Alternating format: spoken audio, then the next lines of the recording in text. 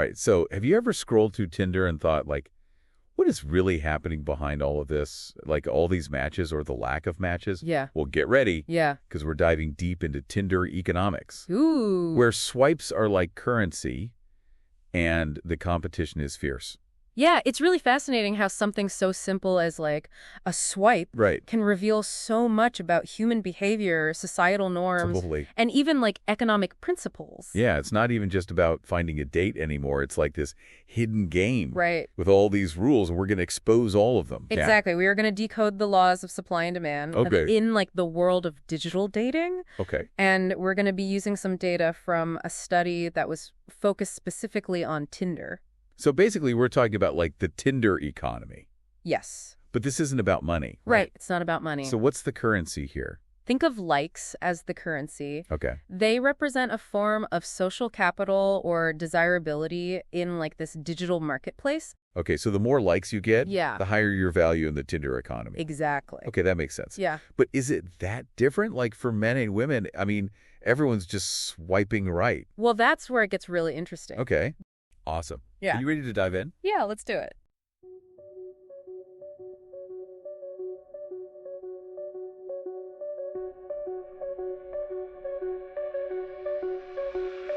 Data on the screen, numbers come alive. Male, female flows where the patterns thrive. Visual charts, public colors unify. Gender decoded, bringing truth to light. Watch them all drum fill.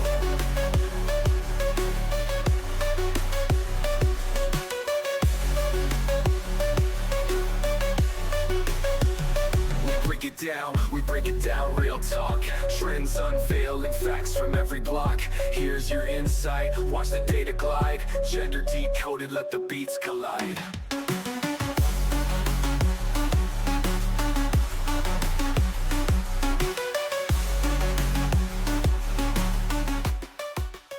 Welcome back, Deep Divers. Today we're going to dive into something kind of different, something you might not expect. Yeah, I'm excited for this one. We're talking Tinder. But not like, you know, your friend's latest dating disaster story. Right, right. We're going deeper. We're looking at Tinder, get this, through the lens of economics. Economics. I know, right? Sounds a little wild, maybe.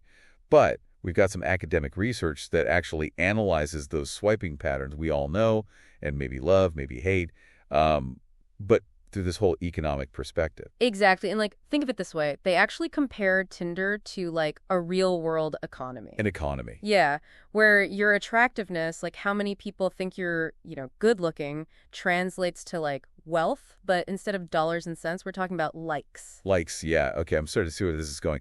So it's like the more attractive you are, the more likes you have, the richer you are in this Tinder economy. Exactly. And just like in any economy, some people are going to be wealthier than others. Right, right. And that's what gets really fascinating here. We're diving into how those likes, that Tinder wealth is actually distributed. Okay, so spill the tea. What's the distribution like? Well, let's just say the gap between the haves and the have-nots on Tinder. It's pretty big. Pretty big, huh? Yeah, it's actually kind of shocking. So we're talking to hard numbers here, right? Like data. Oh, yeah, we've got data, hard numbers, breaking down these patterns. It's pretty rare to see this kind of data, Yeah, I mean, Tinder keeps all that user data pretty under wraps, right? So, like, how do we get this info? Right. What they found in this study actually aligns with, like, the larger trends we see in other research on dating apps. So it's like a little peek into a bigger picture. Got it. Right, exactly. Okay, so what did this peek reveal? Like, paint a picture for me of this Tinder economy and how those likes are spread out. Okay, so imagine like a chart, right, showing how all the likes from women on Tinder are spread out across the men. Okay, got the chart in my head. Now, the crazy thing is, a whopping 80% of all those likes, 80%. Okay, I'm listening. 80% go to just the top 20% of men, the ones who are, considered the most attractive. Well, hold up. So 80% of women's likes are all going to the top 20% of men. Like the same small group is just cleaning up. Yeah, pretty much. It's almost like, a popularity contest where the same few guys are winning over and over. Wow, that's kind of brutal. So, like, how do we even measure this inequality? Well, the researchers actually calculated something called the Gini coefficient. The what now? The Gini coefficient. It's basically a way to measure inequality in like economics. And they used it to see how concentrated that desirability, that Tinder wealth, is on the platform. Okay, and what did they find? Like, give me the juicy details. They found that Tinder has a Gini coefficient of 0.58. 0.58. Okay, and for someone who doesn't speak Gini coefficient, what does that actually mean?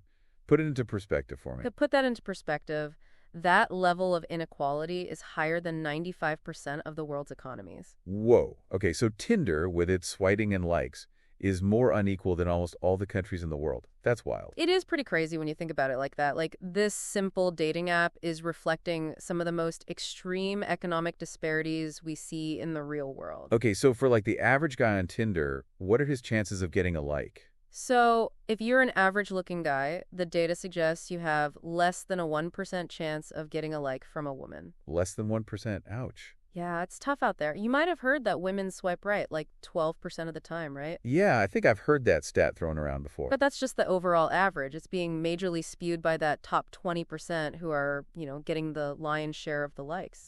So that 12% is kind of misleading then, right? It's not really an accurate representation of what most guys experience. Exactly. So it seemed like men and women, they're approaching Tinder with totally different strategies and mindsets, probably influenced by like a whole bunch of factors, right? Oh, absolutely. And it's shaped by everything from like psychology to how the app itself is designed. We can unpack all that a little later. Yeah, let's definitely get into that. But before we do, I want to dive into these different approaches you mentioned. Like, why are men swiping right so much more often than women? It seems like they're playing some kind of numbers game. There's definitely a sense of scarcity at play for men. They see the odds, and they're not great, as we've just discussed. Right, less than a 1% chance for the average guy. Exactly. So it becomes almost like a spray and pray approach. Swipe right on as many profiles as possible and hope for the best. Just hoping something sticks. Pretty much. It's like throw enough spaghetti at the wall, something's got to stick, right? Right, right. And meanwhile, women are being, well, way more selective. Oh, absolutely. Think about that 12% average we talked about. Yeah, still a pretty small number. Right. It's tiny compared to like the 46-60% of profiles men are swiping right on. Wow, that's a huge difference. So women are definitely going for quality over quantity. Definitely. They're thinking about like safety, the potential for a real connection, all that good stuff. Makes sense. And of course, we can't forget about the competition, right?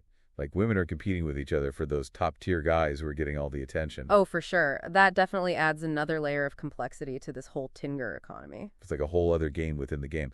Okay, so we've talked about these gendered strategies, but what are the big takeaways? Like, what have we learned so far? Well, for one, we've seen just how extreme the inequality is on Tinder. Like, remember that Gini coefficient? Oh, yeah, that 0.58. Hard to forget a number like that. Right. To put that into perspective again, that puts Tinder on par with countries like South Africa, which has a very well-known, very extreme wealth gap. So a simple dating app is mirroring these huge societal issues. It's kind of mind-blowing when you think about it. But we're just getting started. Okay, I'm ready for more mind-blowing. Good, because we're about to dive into the why behind all of this. Why are we seeing these patterns? What's really going on beneath the surface? All right, lay it on me. What's the why? Well, it's a combination of things, really. We're talking about ancient evolutionary drives, the way the app is designed, and even the psychology of the users themselves. We've got a lot to unpack. Sounds like a fascinating deep dive. I'm ready to go deeper. Let's do it. So we're talking about the why now. Why are we seeing these crazy patterns on Tinder? What's going on? Right, the why, and it's complicated. It's not just one thing. Okay, so break it down for me. What are the factors at play here? Well, we've got to consider like a whole bunch of things. We're talking evolution, psychology, even the way the app itself is designed. It all kind of comes together. Okay, let's start with evolution then. You mentioned evolutionary psychology earlier. What's that got to do with swiping left or right? So evolutionary psychology basically looks at how behaviors we see today, like how we act, might have actually helped our ancestors survive way back in the day. Survival of the fittest, that kind of thing. Exactly. So like think about something called hypergamy. Hyper what now? Hypergamy. It's the tendency for women to, be more attracted to partners who have a higher like social or economic status. Okay, so women are attracted to, like, successful guys. That's not exactly breaking news. True. But evolutionary psychology would say maybe women are kind of programmed to be more picky, more selective. Back in the day, choosing the right partner was crucial for like having kids who would survive. So even though we're not living in caves anymore, those instincts are still driving us. Maybe, yeah. It's fascinating to think about, right? Now, on the flip side, for men, there's this whole thing about like spreading their genes, having as many offspring as possible. The classic spreading the seed theory. Exactly. So maybe that's playing into why men are swiping right more often, It's a numbers game for them, driven by these ancient urges that they might not even realize are influencing them. Okay, that's evolution. But we're not just robots controlled by our genes, right? Right, exactly. There's more to it than just evolution. Like, we can't forget about modern factors. Like, think about the way Tinder is designed. Okay, yeah, the app itself, it's all about like quick judgments based on looks, right? Exactly. You're swiping based on like a couple of photos and a short bio. It's like instant judgment. And that swipe mechanic, it's kind of addictive too, isn't it? It is. Like once you start swiping, it's hard to stop. Right. So all of that, it creates some really interesting psychological effects. Okay, let's talk about those psychological effects. Like how does being on Tinder, using the app, actually change how people act? Well, imagine you're a woman on Tinder, right? And all of a sudden your inbox is blowing up with matches. It can be a lot. Overwhelming, I bet. Totally. And what often happens is women in that situation, they actually become even more selective. Wait, really? The more matches they get, the pickier they become? Yeah. It seems counterintuitive, but think about it. If you have too many options, you got to raise your standards. That makes sense. It's like being at a buffet with like a million dishes. You end up being super picky about what you actually put on your plate. Exactly. Now, flip that around. Imagine you're a guy who's getting very few matches. Oof. Yeah. Not a great feeling. No, it's not. And for some guys, that might actually lead them to swipe right even more often out of like desperation. So it's like a vicious cycle. It can be, yeah. And remember, this is all happening within this like visual first world of Tinder where looks are everything. Right. And that brings us to another piece of this whole puzzle, deception. Like, how much does, faking it, like optimizing your profile, actually matter on Tinder? Oh, it matters. I mean, everyone wants to, put their best foot forward online. Present the best version of yourself, yeah. Exactly. But sometimes that can lead to people showing this like idealized version of themselves, just the highlights. So it's hard to know if you're actually compatible because you're not seeing the real person. Right. And all of that contributes to this like distorted reality on Tinder where attractiveness, or at least what people perceive as attractive, becomes amplified and everything else kind of fades into the background. It's a world where the people with the most likes, they seem to hold all the power. And as we've seen, that power is, well, not exactly evenly distributed. It's like Tinder's holding up a mirror to society, right? Showing us all these like messed up patterns that exist in the real world. It is, isn't it? And it makes you wonder, like, what do we do with this knowledge? How do we use it to, navigate this whole online dating landscape in a better way? That's a great question. And maybe even more importantly, how does what we've learned about Tinder, about these dynamics, inform how we interact with each other offline in the real world? Whoa, yeah, that's a deep thought. It's like Tinder is just one example of this, but it's making us think about bigger issues. Like, how do we value each other? What really matters in a relationship? It feels like we've stumbled into a rabbit hole here, and it goes way deeper than just swiping left or right. It definitely does. And it's a rabbit hole that we all need to be aware of. Man, we've really gone deep on this Tinder thing, huh? It's not just about finding a date anymore. It's like a whole economic system, a social experiment. It really is. And not always a pretty one, right? We've seen those numbers. Like, it's almost like a dystopian movie sometimes when you really think about it. Yeah, the whole Gini coefficient thing, that was wild. 0.58. Seriously. More unequal than almost every country in the world. That's crazy. It makes you think, right? Like, are the people at the top, the ones raking in all the likes, are they even aware of the advantage they have? Or is it just like completely invisible to them? Invisible privilege, I guess. I mean, it must be pretty nice to be on that side of the equation. But what about the people who are constantly getting rejected? That's got to be tough on your self-esteem. Oh, absolutely. It's not just a numbers game, right? It's real people, real feelings. Imagine constantly being judged, ranked, just based on your looks. You start to wonder, like, am I good enough? It's almost like a self-fulfilling prophecy. If you're already feeling a little insecure, going on Tinder might just make it worse. It's kind of a scary thought. It is. And on the other side, you have to wonder, what about the people who are successful? Do they get addicted to that validation? Like, is it ever enough? Yeah, that's a good point. It's easy to get caught up in the game, right? Chasing the next match, the next ego boost.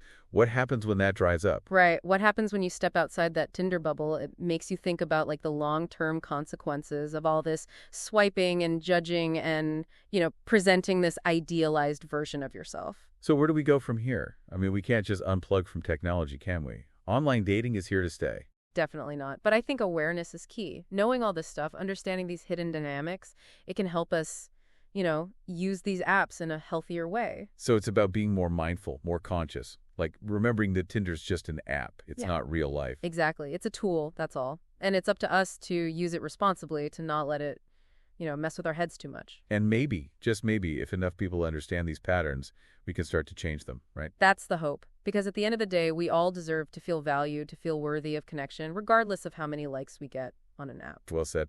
Well, Deep Divers, that's our deep dive into the wild world of Tinder. It's been eye-opening, to say the least. Join us next time as we continue to explore the hidden side of, well, pretty much everything. See you then.